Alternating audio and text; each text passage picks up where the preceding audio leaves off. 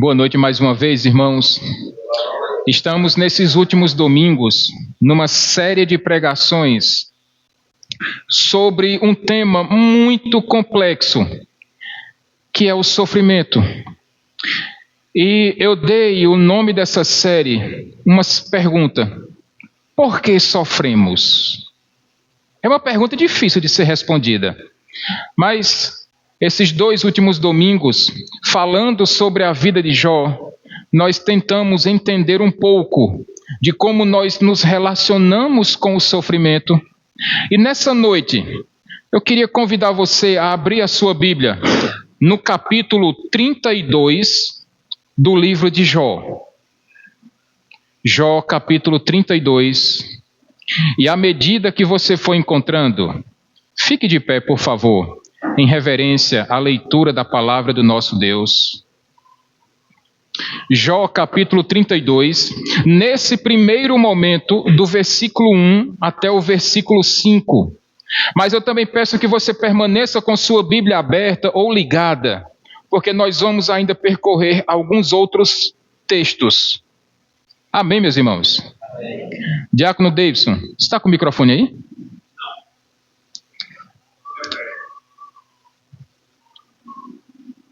Jó, capítulo 32, do versículo 1 até o versículo 5.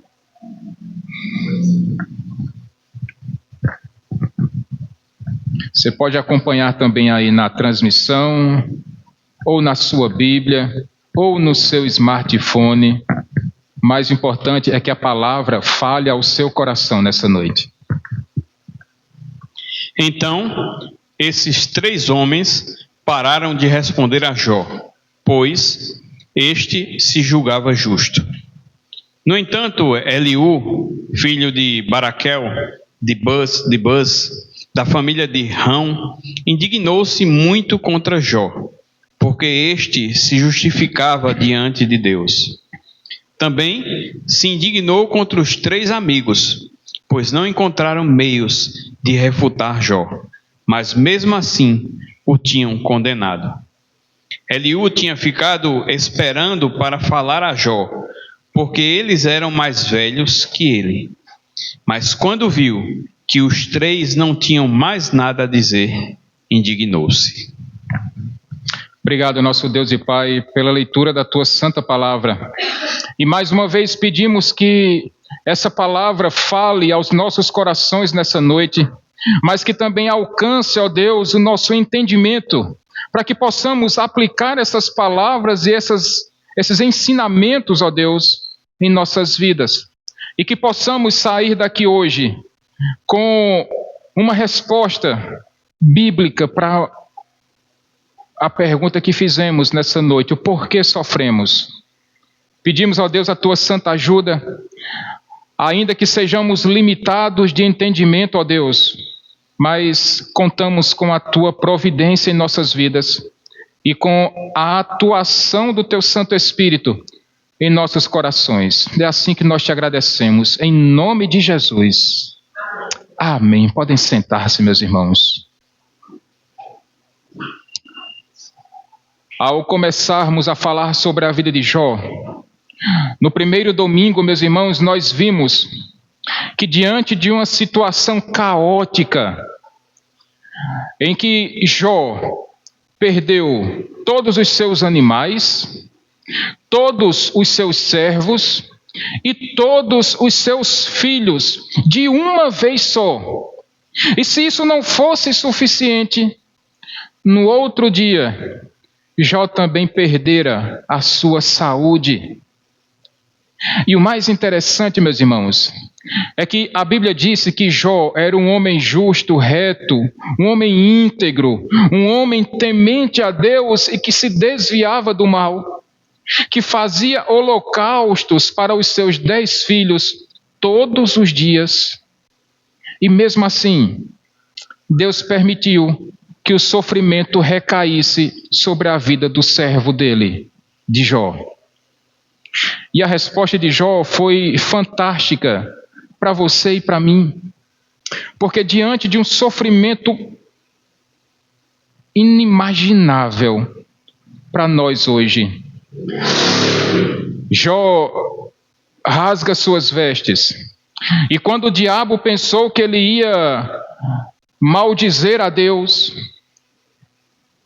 ele raspou a sua cabeça. Ele se prostrou no chão e com o rosto em terra ele disse: Deus deu e Deus levou. Louvado seja o nome do Senhor. A atitude de Jó diante do sofrimento, meus irmãos, faz com que esse homem seja reconhecido como um servo de Deus, um homem top demais, muito acima da média. Até porque, meus irmãos, nós vimos que no capítulo 7, esse sofrimento de Jó, ele não durou apenas 1 ou 2 ou 3 dias. Ele mesmo disse que lhe foi dado meses de ilusão. Nós não sabemos ao certo quantos meses foram, mas pelo menos 2, porque o texto está lá no plural. Então, pelo menos 2 meses de sofrimento aquele homem passou. Ele disse que eram noites de desgraça que lhe foram destinadas. O sofrimento daquele homem, meus irmãos, foi brutal. Foi brutal. Ele tinha feridas da ponta do pé, da sola do pé, até a ponta da sua cabeça. Imagina as dores exaustivas que esse homem estava sofrendo. Mas aí, alguns amigos de Jó souberam do sofrimento dele. Até porque a última pessoa que tinha falado com Jó tinha sido a esposa dele. E naquele momento sufocante, a esposa de Jó chega para ele e diz: Ei, amaldiçoa teu Deus e morre. Você ainda se mantém íntegro mesmo com tanto sofrimento? Rapaz, o homem era fera demais. E quando souberam do seu sofrimento, 3 amigos de Jó vieram de longe e vieram visitá-lo. Mas o texto diz, meus irmãos, no capítulo 2, que quando aqueles amigos de Jó avistaram o estado complicado daquele homem, para não dizer palavras mais duras, o estado de Jó era deplorável. E quando os amigos dele viram de longe, eles rasgaram suas vestes e jogaram terra sobre suas cabeças, em sinônimo de grande sofrimento, de grande humilhação diante do sofrimento do seu amigo. E diz o texto que eles passaram 7 dias e 7 noites ao lado de Jó e não disseram uma única palavrinha ao seu amigo, apenas sofrendo com a situação daquele homem. Mas aí, nós chegamos no capítulo 3, e depois daqueles 7 dias, em um silêncio absoluto, Jó abriu sua boca. E quando ele abriu a sua boca, ele começou a fazer um grande desabafo, a amaldiçoar o dia do seu nascimento, a amaldiçoar o momento em que ele veio a esse mundo para sofrer tanto. Ele chegou a dizer, inclusive, que desejava que os seios da sua mãe que o amamentaram nem tivessem leite.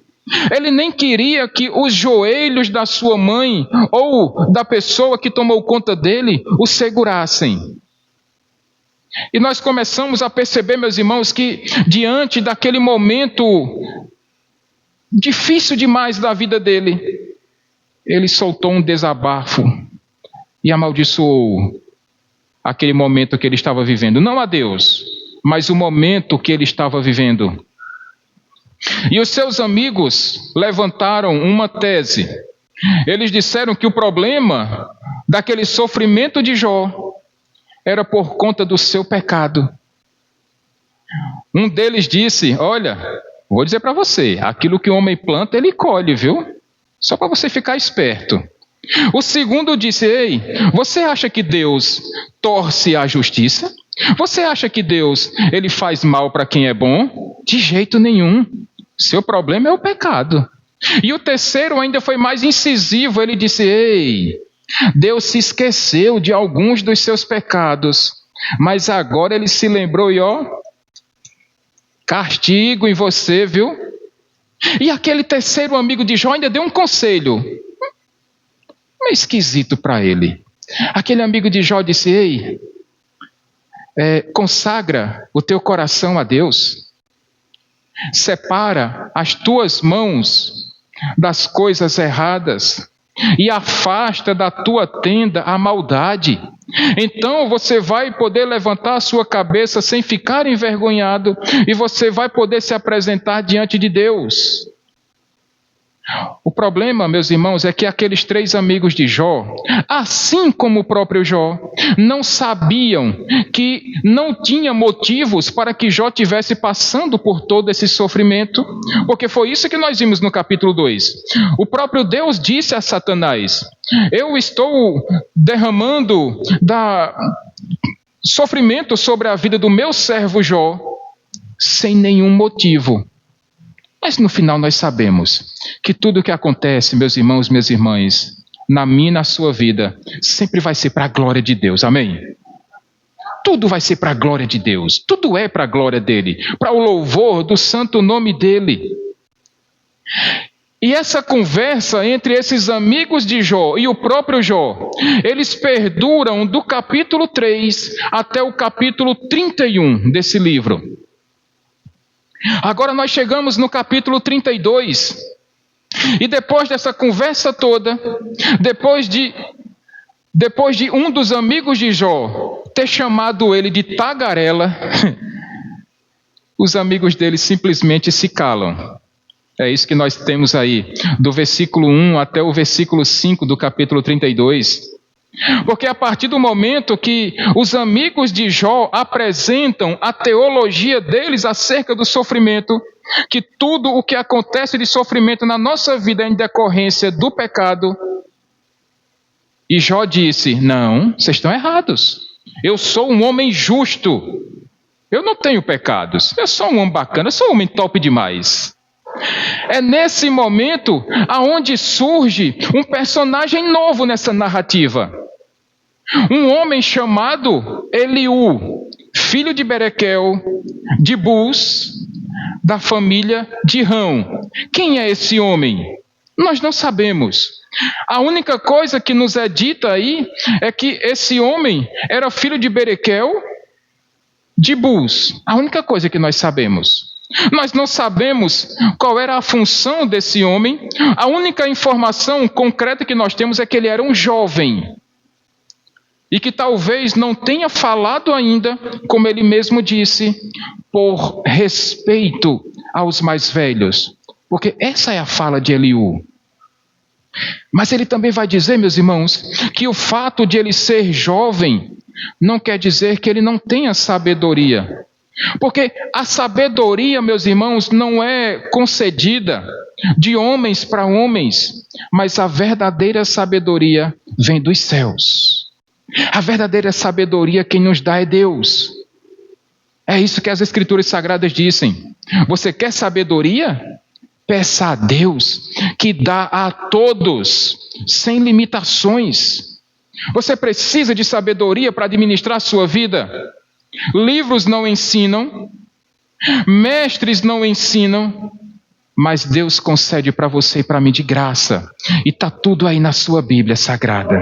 Está tudo aí. Tudo que você e eu precisamos está presente aí nas Escrituras Sagradas.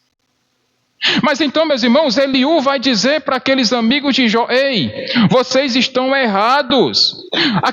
Esse homem chamado Eliú, ele ficou indignado com a atitude desses amigos. Como é que vocês três não conseguem refutar a Jó? Como é que três homens sábios não conseguem dizer para Jó qual é o motivo do sofrimento dele?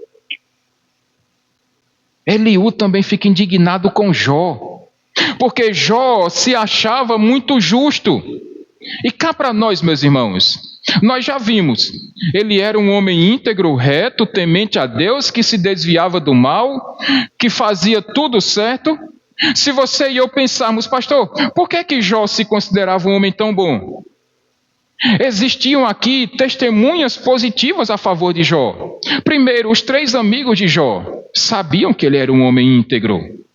Eles nunca duvidaram disso. A esposa de Jó também disse isso. Mesmo quando ela disse: amaldiçoa o teu Deus e morre, antes disso ela falou: olha, mesmo com tanto sofrimento, você ainda permanece íntegro? A esposa de Jó sabia o marido que tinha. Ele era um homem honesto, ele era um homem direito.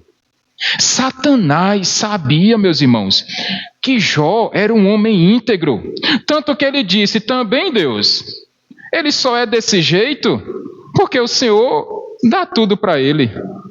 Bobagem, porque Jó demonstrou que ele adorava a Deus não por aquilo que Deus concedia para ele, mas porque a vontade de Jó era de adorar a Deus acima de qualquer coisa. O próprio Deus disse isso acerca do seu servo. Ele disse para Satanás: vê aí o meu servo Jó, um homem justo, íntegro, reto, temente a Deus e que se desvia do mal. Então, o próprio Deus deu testemunho positivo acerca de Jó. Mas, irmãos, cá para nós, sabe qual é o problema dos elogios quando eles se tornam excessivos? Porque o nosso coração é enganoso. O nosso coração, como disse João Calvino, ele é uma fábrica de ídolos. E até mesmo aquele reconhecimento positivo acerca de nós pode se tornar sim uma armadilha para os nossos corações. Desconfie um pouco quando muitas pessoas chegarem perto de você e... esse é top demais. Essa mulher, essa é acima da média. E aquela bajulação toda. E cuidado, porque isso pode se tornar, meus irmãos, uma cilada para você e para mim. Porque o nosso coração pode se corromper. E até mesmo esses elogios podem se tornar um ídolo dentro dos nossos corações. E parece que era isso que estava acontecendo com Jó. Ele começou a se tornar um homem orgulhoso das suas qualidades e das suas virtudes. E isso é perigoso, meus irmãos. Trazendo isso para a nossa realidade. Quantas vezes nós, de tanto ouvirmos elogios, nós não começamos a dizer: Senhor, todo mundo diz que eu sou uma pessoa muito boa. Todo mundo diz que eu sou uma pessoa exemplar. Então, Deus, o Senhor não tem o direito de permitir que eu sofra. Sabe, meus irmãos, o perigo que nós corremos? É que a partir do momento que nós nos consideramos muito bons, que nós nos consideramos acima da média, nós queremos então agora questionar Deus em suas decisões. E aí nós criticamos abertamente a Deus. Deus, por que isso acontece na minha casa? Deus, por que esses problemas acontecem na minha família?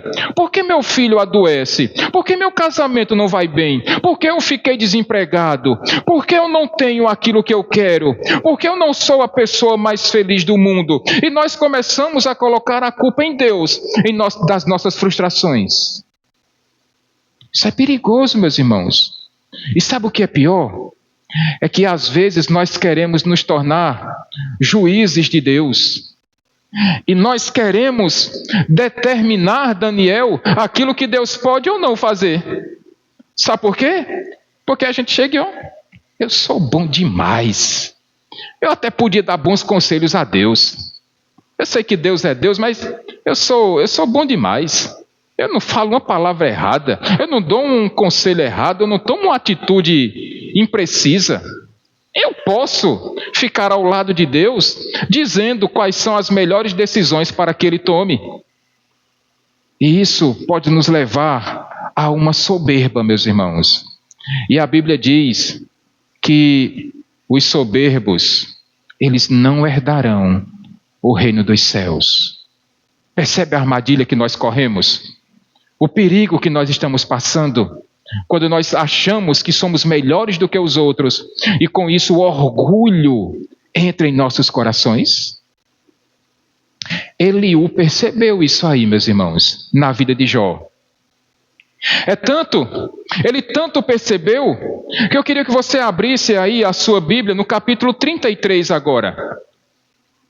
Observe a partir do versículo 8. E veja como Eliú começa a questionar Jó em suas decisões. Porque Eliú olha para o Jó e diz: olha, eu ouvi o que você falou. Eu sei o que você disse. Você disse que era um homem muito acima da média. Você disse que era um homem top demais. Você disse que era um homem que não podia e não devia passar por todos esses sofrimentos. E Eliú começa a questionar Jó. E um jovem, meus irmãos, um jovem questionando Jó. E aí, reflitamos um pouco sobre isso. Eliú apresenta aqui uma teologia acerca do sofrimento que é diferente do que Jó pensava e é diferente também do que os 3 amigos de Jó pensavam. Recapitulando, os amigos de Jó pensavam que todo sofrimento era decorrente do pecado. Eles também achavam que uma pessoa, ela só pode ser abençoada se ela fizer coisas boas. E aquela pessoa que faz coisas ruins, ela merece sofrer. E aí nós vimos domingo passado que se essa tese fosse verdadeira, se essa tese fosse correta, então por que Jesus Cristo sofreu, se ele era um homem sem pecados?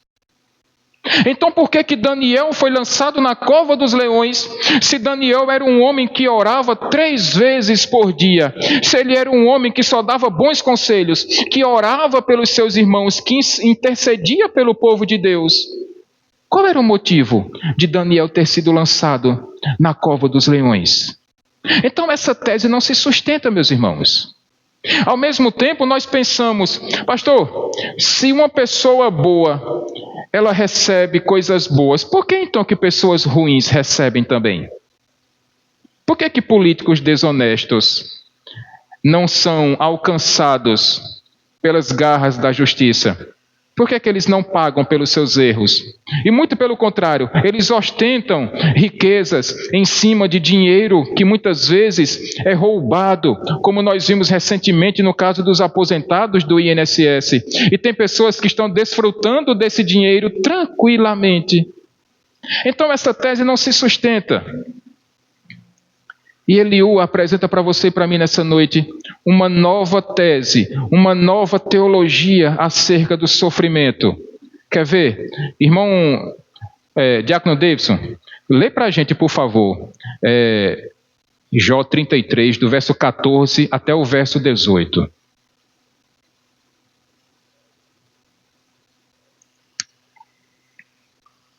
Pois Deus fala, ora de um modo, ora de outro, mesmo que ninguém o perceba, em sonho ou em visão durante a noite, quando o sono profundo cai sobre os homens e dormem na cama, ele lhes abre os ouvidos e os atemoriza com advertências, para prevenir o homem das suas más ações e livrá-lo do oculto, para preservar-lhe da cova a alma e a vida da espada.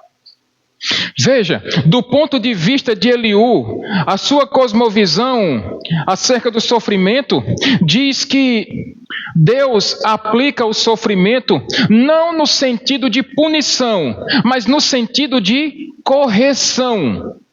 É isso que ele está dizendo. Olha aí, versículo 17 e 18. Veja, Deus, quando Ele permite que o sofrimento entre em nossas vidas, é para nos prevenir das coisas erradas que fazemos e para livrar a nossa vida da culpa. Por outro lado, ele vai dizer também que quando Deus permite esse sofrimento, é para que Ele livre a nossa alma da cova e a nossa vida da espada. Vamos entender um pouquinho essa teologia aqui do sofrimento de Eliú? Quando ele diz que Deus permite que a gente sofra, para que Ele nos livre das nossas atitudes erradas e para que Ele livre-nos da nossa culpa, é como se Eliú estivesse dizendo que Deus aplica essa disciplina em nossas vidas para nos livrar de nós mesmos. Ou seja, Deus faz isso conosco para nos livrar do nosso próprio coração enganoso. E veja, meus irmãos, não é errado de tudo, mas vejamos, qual foi a coisa errada que Jó cometeu para que ele sofresse tanto? Nós entendemos que não tem motivos, porque Deus disse isso.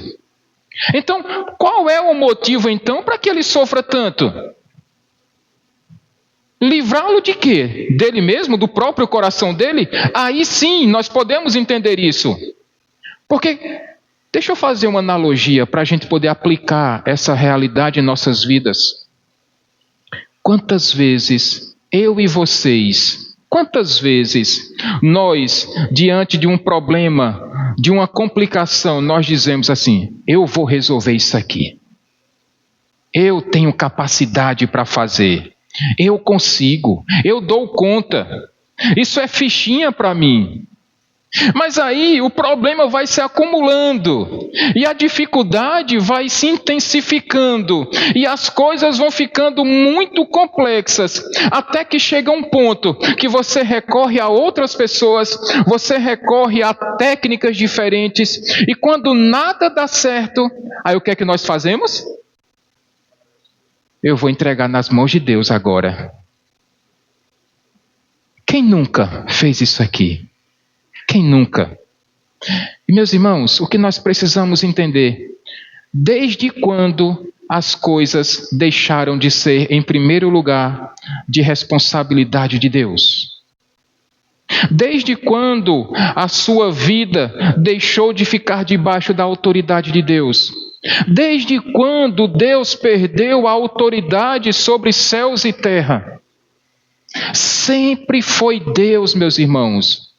O problema é que talvez o seu coração enganoso, como disse o profeta Jeremias, que o nosso coração é enganoso e desesperadamente corrupto, faz com que nós tentemos resolver as coisas, pela força do nosso braço, quando na verdade sempre foi Deus. Qual o remédio que tem o poder para curar definitivamente uma pneumonia? Mas e se Deus fizer assim, está nem fazendo barulho mais? Qual a criança que não fica curada? Qual a pessoa que chega a ser entubada na época da pandemia e que nenhum remédio fazia efeito, mas quando Deus chega e diz: abre os olhos e pulmão volta a respirar, qual é a medicação que pode reverter esse quadro? Meus irmãos, sempre foi Deus. Nunca se esqueça disso. Nunca vai ser pela força do seu braço, mas sempre vai ser pelo poder e autoridade de Deus. Sempre vai ser Ele. E nunca nós. Mas o outro ponto de vista aqui de Eliú vai dizer que Deus permite o sofrimento para que a nossa alma não vá para a cova e a nossa vida não seja ceifada pela espada. E aí vamos parar um pouquinho. Vamos entender essa realidade, Luiziane. Quando nós morremos, quem é que vai para a cova? O nosso corpo ou o nosso espírito? É só o corpo. Então por que o autor está dizendo aqui que Deus permite que o sofrimento venha para que a nossa alma não vá para a cova?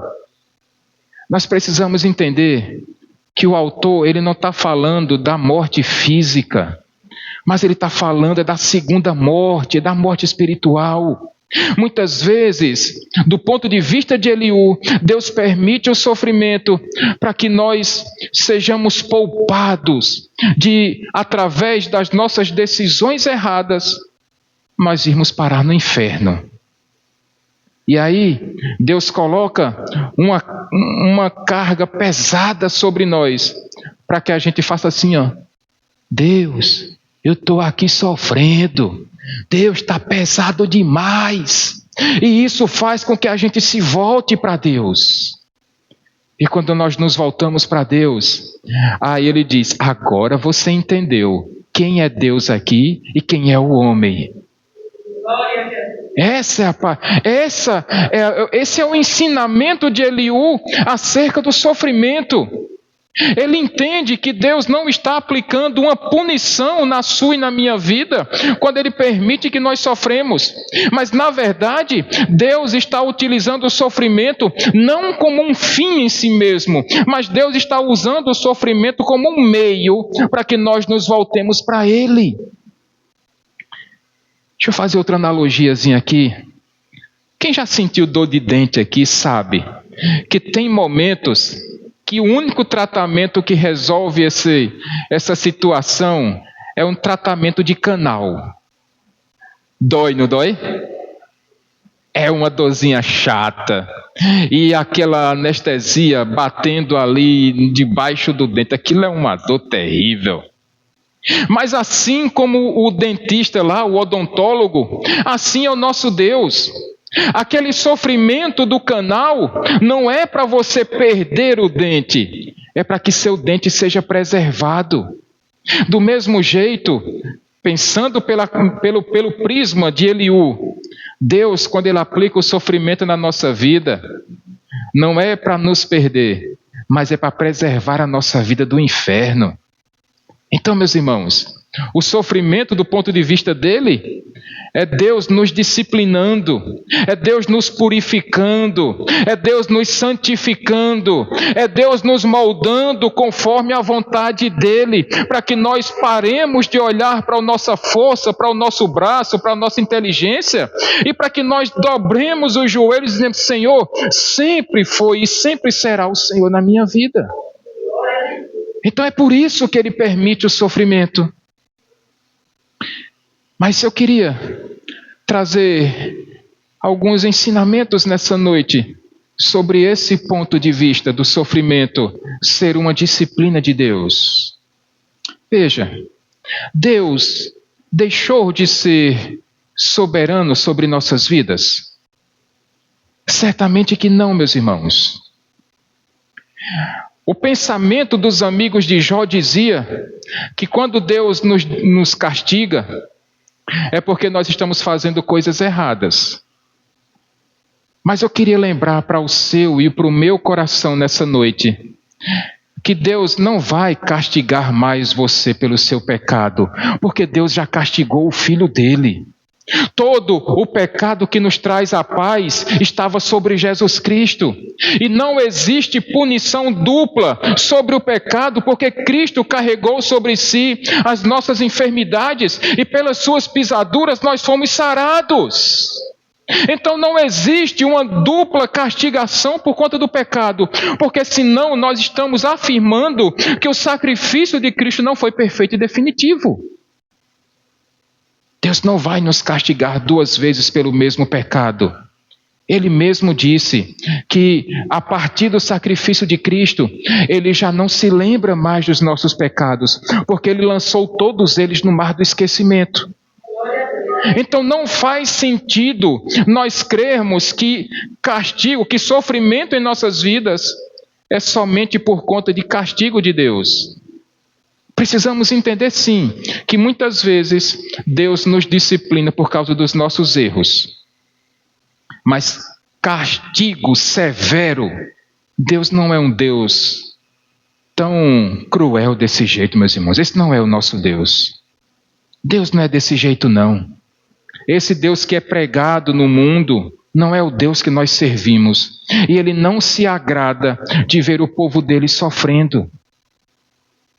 Segunda coisa que precisamos entender acerca do sofrimento aqui é que Jó estava equivocado quando ele achou que Deus tinha se rebelado contra ele, como ele disse no capítulo 33.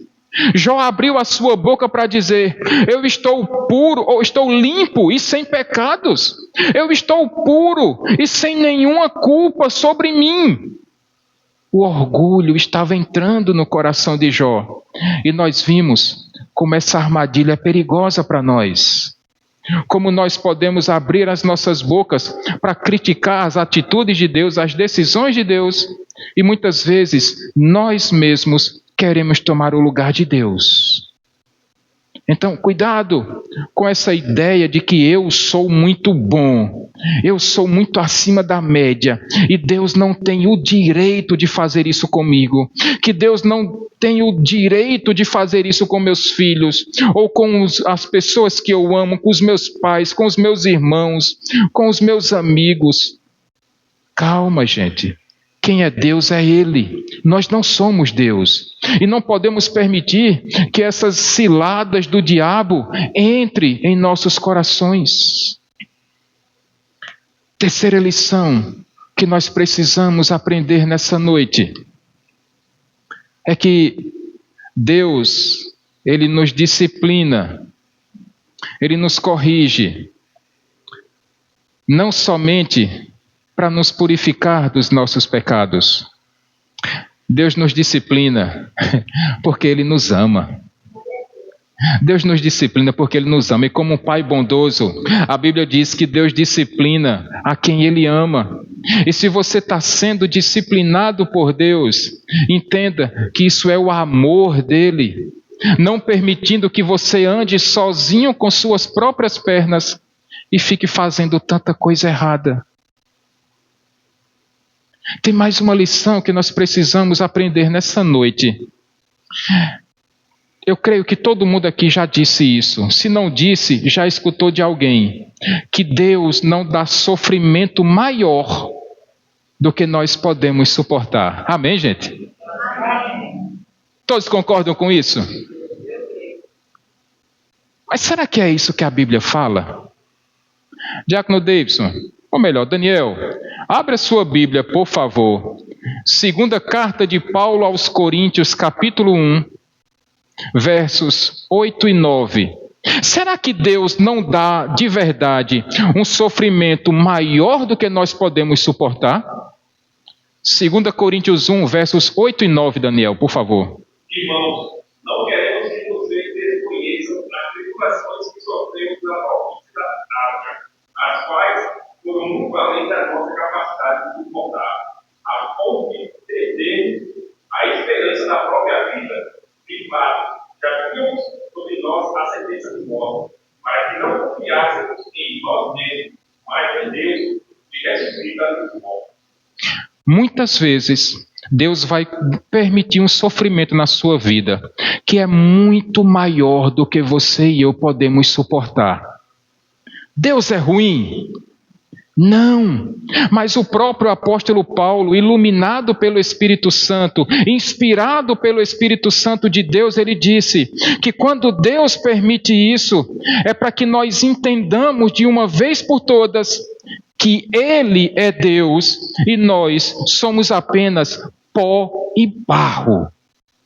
E que Ele tem poder e autoridade sobre nossas vidas. E que nós precisamos aprender a depender somente dEle, meus irmãos.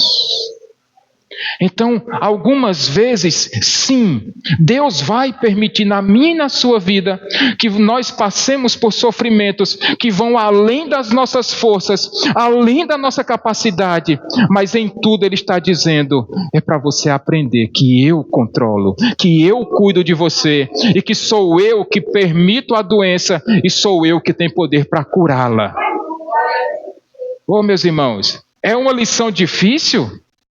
Demais. Quem gosta de ver o filho com acesso na mão, tomando soro, tomando antibiótico na veia? Quem gosta de ver um filho seu desviado dos caminhos do Senhor? Quem gosta de ver que a sua irmã ou o seu irmão negam a bondade de Deus e que viram as costas para Deus? Quem é que gosta de viver sabendo que a pessoa que você ama não pode estar perto de você, mesmo com o seu coração ardendo de desejo de dar um abraço naquela pessoa que você ama, mas sabendo que isso ainda não é possível? Mas quando Deus permite isso na minha e na sua vida, Ele está dizendo, a minha forma de amar você, de ensinar você, o jeito como eu quero que você viva, muitas vezes é permitindo que você passe por dramas em sua vida. para que você dobre os seus joelhos e reconheça que não existe outro Deus além de mim e que somente eu e mais ninguém sou um pai que ama e que cuida de você. É difícil essa lição, meus irmãos. Pastor, é bom passar 19 anos, 19 anos mesmo, eu completei esse ano, sem poder enxergar a mulher da minha vida, a minha esposa. Você acha que é fácil? Você acha que é fácil não conseguir ver aquilo que eu queria ver? Você acha que é fácil passar anos numa máquina de hemodiálise, esperando por um milagre de Deus, sem perspectivas humanas nenhuma? Ou você acha que é fácil enfrentar um tratamento de leucemia, esperando em Deus, porque às vezes a medicina dá falsas promessas? É difícil? É muito. Mas o que nós não podemos fazer, meus irmãos, é abrir a nossa boca e começar a brigar com Deus. Isso não vai resolver.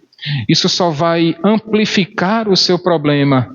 Aliás, falando em amplificação, um teólogo do passado, C.S. Lewis, ele diz que o sofrimento é o megafone de Deus para pessoas surdas, ou para um mundo surdo. E quando Deus permite que esse sofrimento venha, é para que aquele ouvido que não quer ouvir, ouça. Para que aquele joelho que não quer se dobrar, se dobre. E aquela língua que não quer confessar que só o Senhor é Deus, acabe confessando. E eu finalizo nessa noite, essa mensagem, meus irmãos, trazendo breves aplicações, além das que já foram ditas essa noite. Nem sempre o seu sofrimento é proveniente do seu pecado. Lembre-se, Deus não se agrada em fazer você sofrer, não. Mas ao mesmo tempo, se for necessário para que a sua vida se pareça cada vez mais com Jesus Cristo, Ele vai permitir sofrimento em sua vida. Ele vai permitir. Porque diz o autor aos Hebreus que Deus repreende a quem Ele ama. E como um pai zeloso e bondoso, Ele vai disciplinar os filhos dele. Não se preocupe com isso. Segunda aplicação que precisamos fazer: a punição, o sofrimento vai ser sempre uma correção da parte de Deus? Nem sempre também, meus irmãos. O exemplo de Jó é muito claro. O exemplo de Jesus também. Eles não tinham motivos para sofrerem tanto. Jesus não tinha necessidade de melhorar, porque ele já é perfeito. Então não tem como aperfeiçoar o que já é perfeito. Mas ainda assim, os desígnios de Deus vão muito além do que a nossa vã capacidade de entendimento consegue entender. Terceira aplicação que podemos fazer também nessa noite é que quando o sofrimento vier, e veja o tempo da frase, não é se vier, é quando vier, porque vai vir, viu? O sofrimento vai chegar em algum momento na minha e na sua vida. Mas quando esse sofrimento vier, não tenta resolver tudo sozinho, não. Assim como você consagra a sua vida todos os dias, coloque diante do Senhor as suas necessidades. Apresenta a Ele as suas limitações e reconheça o quanto antes que na sua vida sempre foi Deus. Desde o dia em que você veio a esse mundo até hoje, sempre foi Deus na sua vida, mesmo que você não tenha percebido ainda. Os livramentos, a providência, a generosidade, o socorro, o consolo, o conforto, sempre foi Deus na minha e na sua vida. E por último, meus irmãos, algo que esses dois grupos não entenderam, porque não sabiam, nem os amigos de Jó, nem Eliú, e ainda o próprio Jó, Eles não sabiam, como nós sabemos hoje, que todo esse sofrimento que estava acontecendo era para que o nome de Deus fosse glorificado.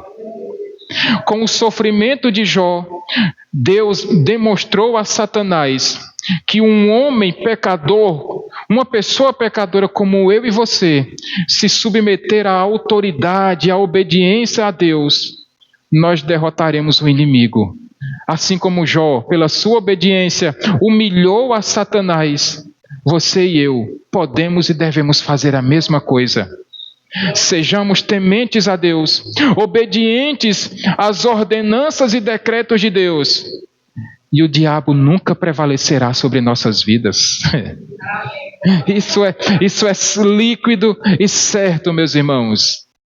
E finalmente, saiba que o maior sofrimento de toda a história foi aplicada de uma vez por todas em Jesus Cristo. Ele sofreu toda a consequência do nosso pecado. Ele morreu a nossa morte, para que hoje nós tenhamos vida, e vida em abundância, desfrutando da presença de Deus, da bondade de Deus, dos cuidados permanentes de Deus e principalmente da presença do Pai Celestial em nossas vidas. Eu queria convidar você a ficar de pé nesse momento. O louvor pode vir para cá.